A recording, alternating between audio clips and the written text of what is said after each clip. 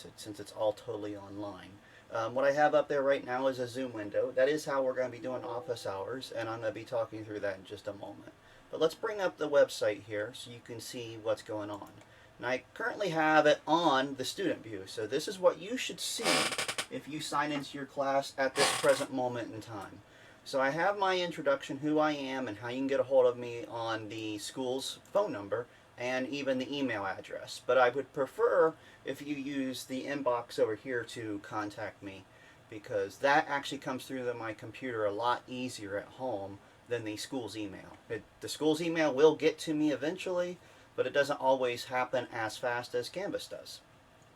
Alright, so a few things on here. The class is totally online. There is no reason to come to campus for this class, but there are avenues and there's reasons why you might want to. We are going to have office hours in Zoom, and I'm going to show you how we're going to do that here shortly.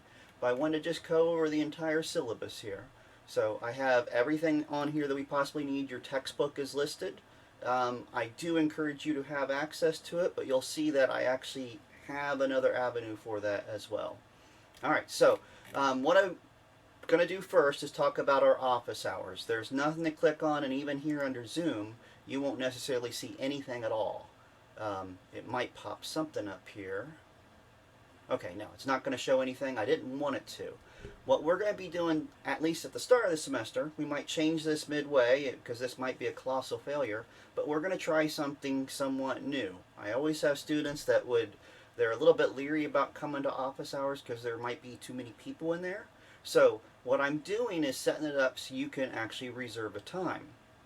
So if you click on calendar, and then over here you're going to see a button that says find appointment. If you click on that, you'll be able to pull down at least this class, and what's going to pop up is all the times I have available for office hours. Now right now I don't have a lot listed. Biggest reason I don't have a lot listed is because I don't have them programmed in there yet, but here by next Monday I will have office hours all the way up until your first test, which is on the 1st or on the 4th. And I'm going to have office hours from 8 till 9, and they are going to be split up in little 20-minute segments, and then also from 2 to 3, also split up in 20-minute segments. And if you were wanting to take up one of those office hours, you would just actually click here where it says that pluses, and you scroll down and hit reserve. And that's all there is to it. Now, if I close my appointments, the only thing that will show up on your schedule is when you schedule that office hour. And then when you're ready to sign in to Zoom and actually meet with me, you will just, click on that link. It provides all this information that's actually from Zoom itself, but you would actually click here to have it open up the actual app and connect directly to Zoom. If you're doing it on a cell phone, this is somehow, I think you just call one of these numbers and you'll type in that code, or it asks for the code. I think the meeting ID and the passcode. The app is so much better. I have it even on my phone.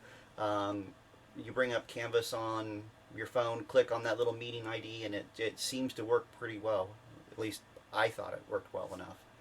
But if you actually come up with something, and let's say you wanted to just say, hey, I'm going to try to get onto as many office hours as possible, and you realize at the last moment you can't make it, if you just click on unreserve, that'll just actually open that up for some other students if they so desire.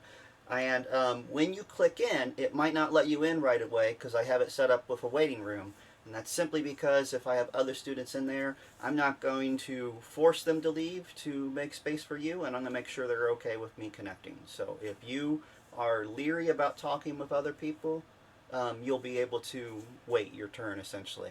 And that should work out pretty well. We have, it'll be 10 hours worth of office hours a week.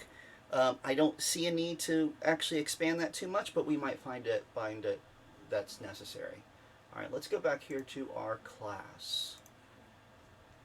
Alright, so once we get through office hour part on the syllabus, I have this little course agenda that's laying out how we're going to do all these classes. Now, the nice thing is on this course agenda, if you were to hit one of our first two chapters, chapter 11 per se, you're going to see that I've actually provided you a link to the actual textbook. So if you don't actually have your copy yet, it actually does pop up there. And it is the actual textbook. It's very current. You can buy a copy if you want. Since this is OpenStax, you can print out the PDF if you want, or you can do it right on the internet. That's why I provided the link. Right below that, I have my lecture notes for it. Now, it is a YouTube video. I don't even know. I think this one's, yeah, an hour and 20 minutes long. Now, I do know from looking at it, no one really watches this straight through. On average, it looks like people are viewing about 15-20 minutes at a time, and then they go back and watch it again and again and again, which is probably what I should be expecting, and I'm fine with how my students are doing, because everybody's getting good information out of it. Now, if you have any problems with that video, or if you have questions, make sure you send me questions on it, and I should be able to expand on any issues you're having. And I did go into a lot more detail. That hour and 20 minutes, that's actually more time than I typically spend on this chapter in a classroom setting. Should help clear up some of the difficult areas, because I slowed down in some places and adjusted the pace, and even expanded some things. All right, after that on this page, you'll have the actual individual worksheets. Now, the worksheets are just that. They are questions that show that you do or do not understand the problems in the chapter. Now, I would encourage you to work on these early, and if you want me to grade them and actually tell you things are right or wrong, you'll need to send it ahead of time and make sure I know that. Because typically when I grade these, I just check to see if they're complete, not correct. So I'm looking for stuff written down in all these little lines and whatnot. Now, when you submit these, they will be submitted online. And I have a lot of different ways people are doing this. Some are actually using their tablets and a stylus and writing out right on the PDF. Others are actually using various different programs and to manually type on these. Almost anything and everything's acceptable. Even if you print them out, snap pictures of it, you'll be able to upload all those. Now, to actually turn in your worksheets, you will click on Assignments, and you will just click on that particular assignment you're talking about, and under Submit, you'll be able to upload those files. And any file that it accepts is fine. And I've seen a little bit of everything there, so don't worry about send me a form you think I can't read.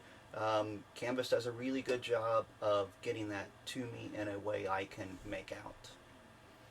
All right, last little weird thing we're going to do here.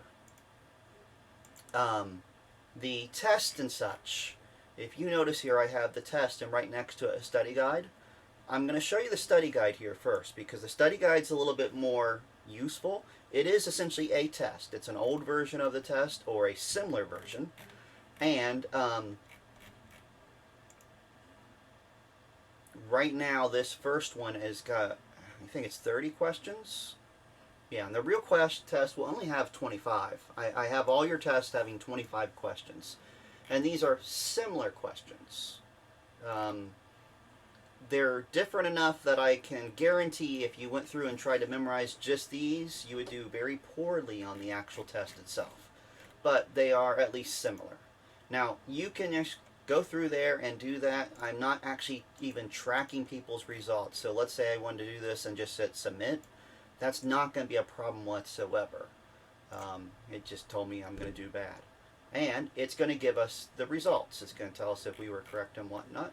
And along with that, it gives individual videos for each one of these problems.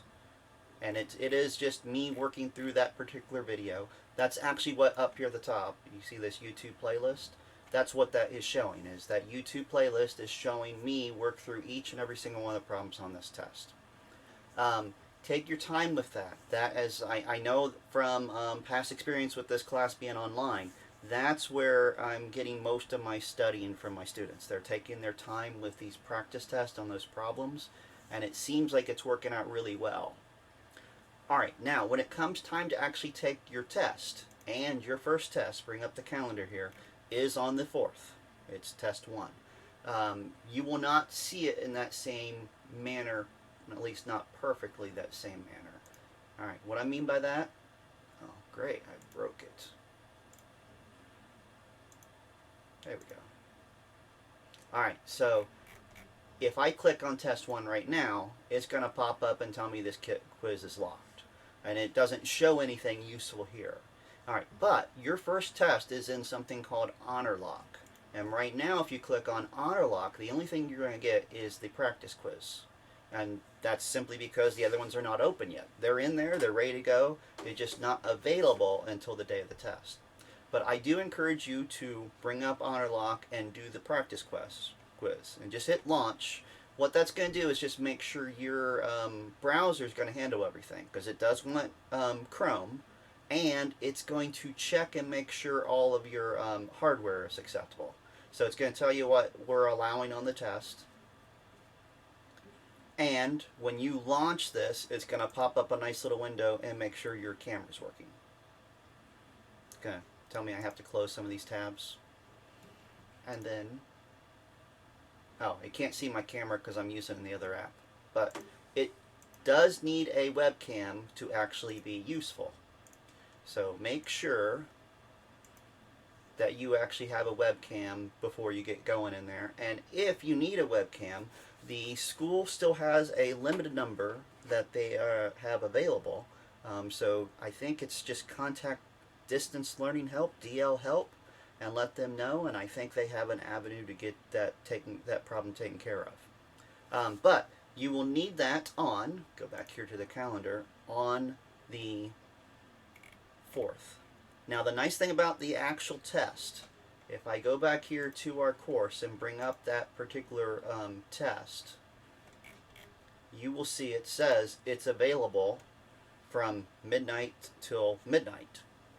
So you have that 24 hours on that Friday to take it, anytime in that 24 hours, and you do get 90 minutes to take that test. Now, shortly after the test is done, so probably that Saturday, I will actually open it back up so you can see the correct answers. And as long as everything goes well, the questions that are the most missed will have solutions worked out with them, so you can see how I actually go about solving them. Now, I don't expect that to be very many problems because the first test has an okay result. I'm going to have an average in the 60s to 70 range. And most missed questions, there's out of that 25, there's only like 4 or 5 that ever flag as a most missed question. So I won't have the entire test worked out, just quite a bit of it. Alright, so just a quick summary. If you need to schedule office hours or you want to, just bring up your calendar, hit find appointments, my class will pop up there, and you just grab a time. And there is no limit. If you want to try to grab all 3 of them on a single day, feel free to. If you start abusing that, I might actually block you individually. I doubt that though, because I'm okay with that. And I do have it set up that no one person can take all of that time, so that shouldn't be a problem. And there will be more times up. So 8 till 9 I know is a desirable time for some students, and the 2 to 3, which is the other times will be popping up, are also desirable. Alright, good luck. Hope to see you in the semester, and hope to see you doing well.